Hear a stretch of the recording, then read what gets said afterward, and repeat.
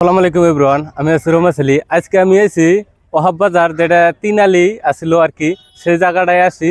এখন বর্তমান তো ওহাব বাজার নাই, এখন বোসাইমারি আর কি, একদম নদীর পারে, একদম এদিকে বোসাইমারি নদী, যেটা এদিকে আসলাম বেড়াইতে আর কি। এদিকে আইসা দেখি এখানে আমাদের এলাকার সাংবাদিক ভাই আতিকুর ভাই আছে। আতিকুর ভাইয়ের সাথে অল্প আলোচনা করি বর্তমান। আসসালামু আলাইকুম আতিকুর ভাই, কেমন আছেন আপনি? ওয়ালাইকুম আসসালাম। কি খবর রমেশ ভাই, ভালো না? হ্যাঁ, ইনশাআল্লাহ ভালো। আপনার খবর সবর কন, আপনার খালি নিউজে দেখা যায়, এখন দেখি বাস্তবে আপনার সামনে একদম পুরা এই বাংলার সামনে। ধন্যবাদ। আমি তো আপনারা জানেন যে প্রত্যেকদিন ভিডিও আপলোড দেই, প্রত্যেক দিনে একটা ফটো ভিডিও আপলোড নদী দিয়ে থাকি। বিগত বহুত বছর ধরে এই নদী নিয়ে আমি ভিডিও বেশি বানাই। তো যেটা নদীর বর্তমান পরিস্থিতি রমেশ ভাই, তো আপনার চোখের সামনে দেখলেন যে গত 2 মাস আগে ওহাব বাজার তিনিয়ালি আসিল, মসজিদ আসিল। তারপরে চোখের সামনে ওহাব বাজার মসজিদ, ওহাব বাজার সম্পূর্ণ বাজার নিচ্ছিন্ন হয়ে গেল, শেষ হয়ে গেল এই নদীর ভাঙনে। বাসমোড়া গ্রাম, নামাজলা, বুসাইমের যেটা মেন বাঁধ আছে, এই বাঁধও বর্তমান পরিবেশ খারাপ হয়ে গেছে। তো এইভাবে যদি নদী ভাঙে, তাহলে আমাদের আর যতটুক জায়গা আছে, ধরেন আর আইরকাটা বাজার আছে, এদিকে নস্করা, ফকিরগঞ্জ, এই অঞ্চলটা নিচ্ছিন্ন হয়ে যাবে, থাকবো না।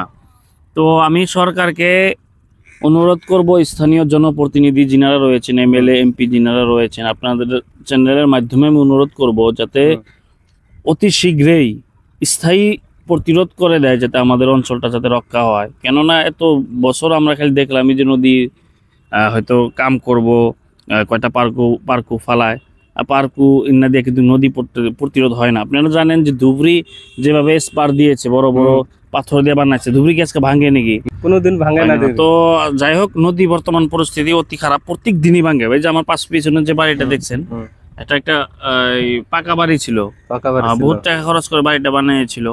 প্রত্যেক দিনে মানুষগুলোর কষ্ট, যে আজকে বহুতেই আমাদের এখানকার মানুষগুলো বেশিরভাগ কৃষিজীবী, ছোট মোটো দোকান করে পরিয়াল পালে। এই মানুষগুলা অন্য এক জায়গায় যে জমিন কিনবো তারও সামর্থ্য নাই, তেনারা বর্তমান ব্লেক জায়গায় যা ভাড়া রয়েছে। তো বহুত কষ্ট, হাহাকার লাগছে মানুষগুলো, কই যাব না যাব। তারপরে এই মানুষগুলো অন্য জায়গায় যায় বাসস্থান বানাইলে, ওই যে একটা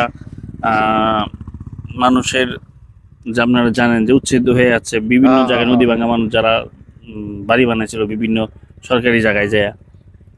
তো মানুষের বর্তমান কষ্টতে আছে।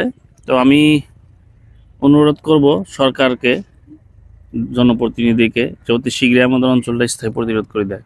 আতিকুর ভাই, আপনার তো চোখের সামনে এগুলা সব ভাঙে গেল, এখন মানুষগুলা যে অন্য অন্য জায়গায় যে থাকবো, অন্য ডিস্ট্রিক্টে, এখন সরকারে একটা অসুবিধা, মানে অন্য ডিস্ট্রিক্টে যে মাটিও কিনবার দেয় না, কিভাবে অসুবিধা, এই বিষয়ে যদি অল্প বলতেন আর কি।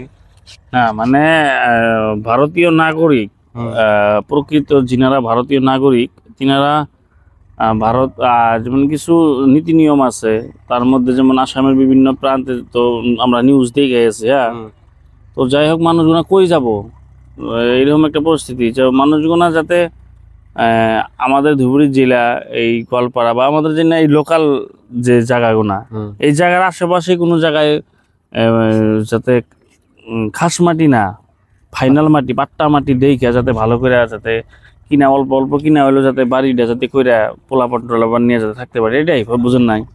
তো সরকারি মাটিতে বহুতে আসিল, উচ্ছেদ হইলো, দেখলেনি, চোখের সামনে দেখলাম। গোয়ালপাড়া দেওয়া উচিত হইলো, এদিকে জায়গায় জায়গায় উচিত হয়েছে, গড়পাড়া দেওয়া উচিত হবো বলে জানেন দিতেছে। আচ্ছা, এদিকে তাহলে আমরা ওইদিকে যাই দেখি, কার বাড়ি আসলো এগুলা, অঞ্চলের মানুষ